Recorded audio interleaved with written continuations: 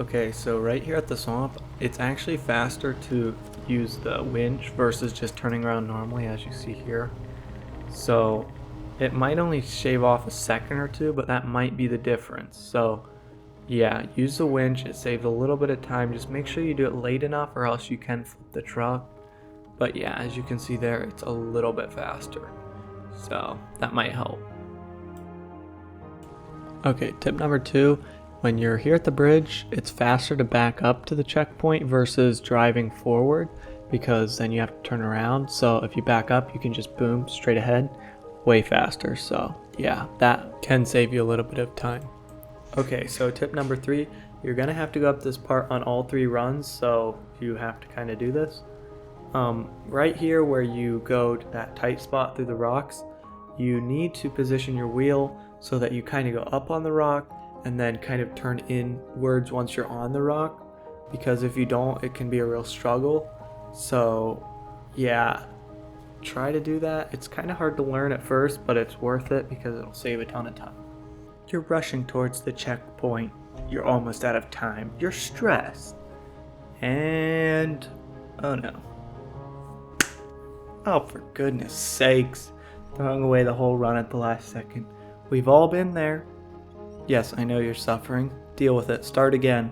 That's why don't hit that knob right there. Do not hit it, okay? Just don't hit it and you'll be good. Every time you start a run, always make sure that you turn on your four-wheel drive and turn your engine on before you start, because that'll save a hair of time. Here's a couple spots that you may be likely to flip your vehicle over. Here. Here. And here. I don't know if I need to mention this spot, but if you get flipped over this early into the run, I recommend just starting over because, I mean, what's the point, really? The yellow path was the first path that I tried. The biggest weakness, I would say, is right in the swamp. Other than that, like, that's the slowest part. Other than that, it's pretty good. You also have to go across the risky part at the start, but it's not that bad. The other part that's a pain is right there. We have to go off that cliff, but it's really not that bad. So I think it's decent. Okay, so when I was making this video, I seen this strategy to go to the house first over the cliff, kind of. Problem is you take a lot of damage when you go over the cliff, but going through the swamp's a pain like normal, but that's probably the worst thing. I mean, it's good.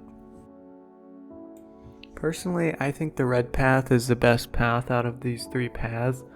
The reason I think it's so good is because you completely avoid the swamp, and there's little to no backtracking. I mean, right there at the swamp, but you kind of have to anyway. This one I had the most success on, but hey, do whatever you want. It might not be the best way for you, you know?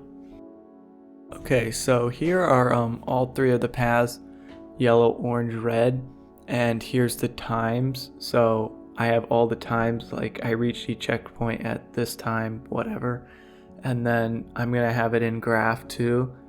For me, the data shows that the red path on average was the best, but the other 2 paths weren't that far behind.